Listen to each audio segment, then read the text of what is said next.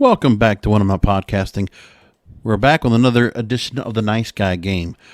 Taking a story from Inc.com, recently just talked about, new science proves nice guys don't, in fact, finish last.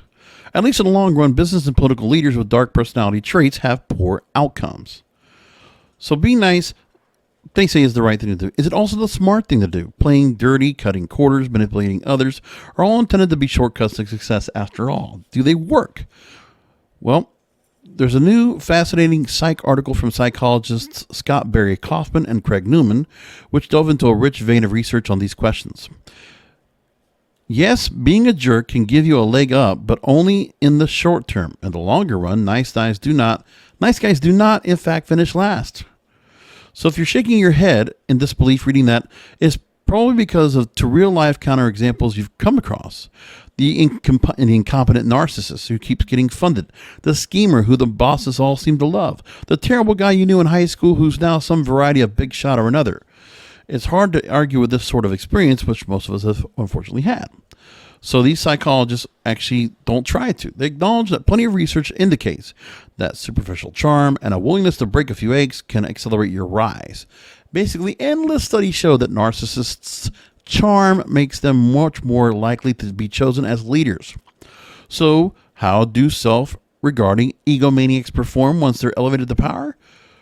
The research has said this: when it comes to getting the job done, they tend to achieve less and are considered poor team players. And there are so-called dark traits such as psychopathy. Jerks aren't just the ineffective in the C-suite. When they're elected to public office, they're less likely to pass legislation. When they run hedge funds, they achieve worse financial returns. Personal lives, again, being a shark doesn't lead to fast cars and sharp suits. It leads to sadness and destruction.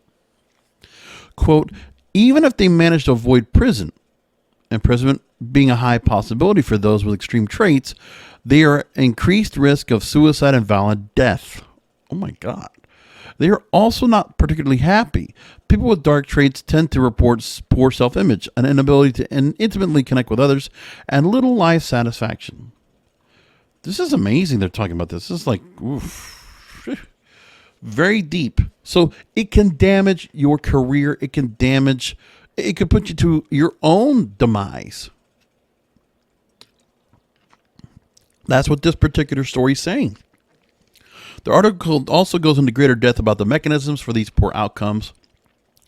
Long story short, empathy is really important for success, as well as fascinating details about how light and dark personality traits shift over the course of our lifetimes. But the most important takeaway is basically a pep talk for anyone who has ever wondered if they're just too nice to succeed.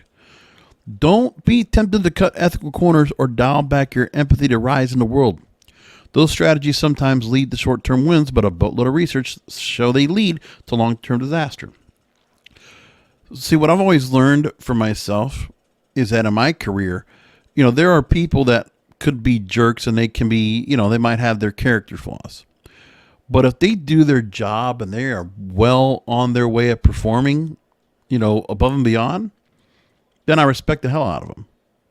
Listen, in radio, I can't say that I've worked with people that have always been like the most charming and most pleasant in the world. You get a kaleidoscope of characters that come in.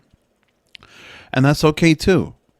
Most importantly, you want to just realize that, there is something to be said about how you need to go ahead and just put yourself at a point where you can really find yourself around people that will not appreciate you, might kind of step all over you, sure. But if they're doing their job and they're doing it good, that's one thing.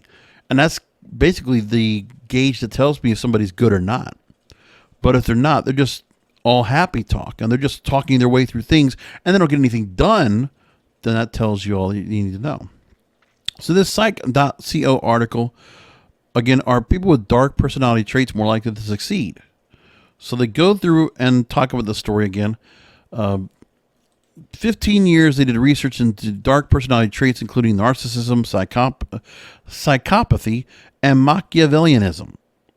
That has been rapidly expanding. These traits are far more evident on average in men than women.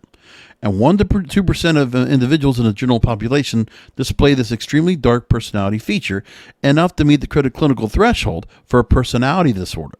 And about 10 to 20% of individuals have moderately elevated levels. They even know that people with moderate levels of dark traits can wreak havoc, more likely to lie and cheat, show racist attitudes, and be violent towards others. The recent study of more than 36,000 adults suggests these traits are common. Around 30 to 50% of people show prominent light personality trait profiles. Depending on world region, and these traits are particularly common in women. So again, it's just nice. Again, if you're always expending your energy caring about others, perhaps you're bound to get left behind. If you're willing to deceive and exploit others without worrying about their feelings, you can look after number 1 and rise faster to the top. But does the research back it up? Well, they go through the whole story. And they mention that someone with psychopathic personality traits wins more points on a negotiating task when they're required to compete with a partner, but fewer points on a task that involves cooperation. So it's the competition kind of feel to it. Do whatever it takes, whatever deemed necessary. That's what it comes down to.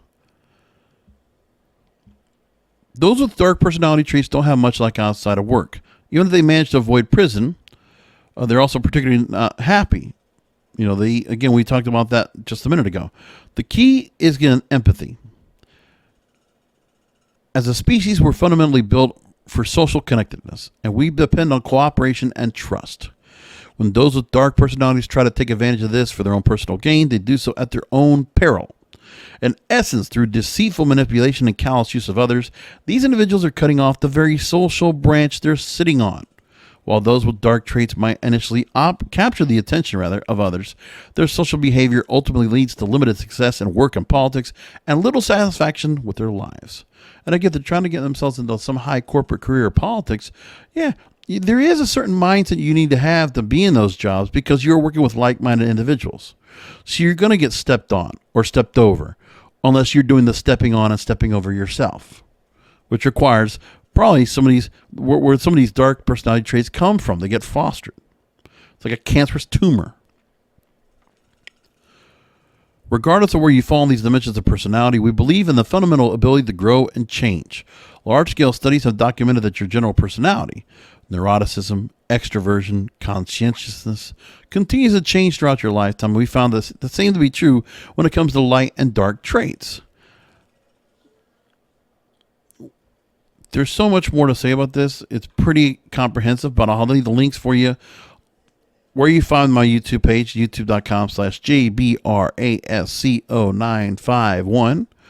Or, of course, you can also find right here through the podcast, which is anywhere, ubiquitous, Apple, Amazon, Google, Spotify, iHeartRadio, Spreaker, Stitcher, so many other places. We'll leave it right there. And I hope you are enjoying the Nice Guy game that I'm offering to you as a recurring series here on When I'm Not Podcasting. And by all means, please do email me if you have your own questions, comments. kingofpodcasts@yahoo.com. Again, kingofpodcasts@yahoo.com. Till next time.